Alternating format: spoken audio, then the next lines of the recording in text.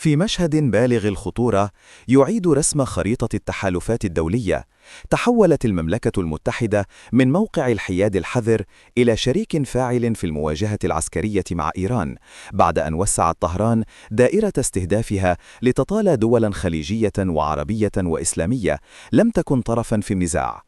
وخلال حديثه إلى سكاي نيوز عربية، يقدم الأكاديمي والباحث السياسي حميد الكفائي تفسيرا لطبيعة التحركات البريطانية والغربية، ويربطها بتوسع نطاق الهجمات الإيرانية، معتبرا أن هذا المسار يضع طهران في مواجهة مباشرة مع تحالف واسع من الدول، في وقت تتزايد فيه المؤشرات على تنسيق أوروبي أمريكي يهدف إلى إضعاف القدرات العسكرية الإيرانية.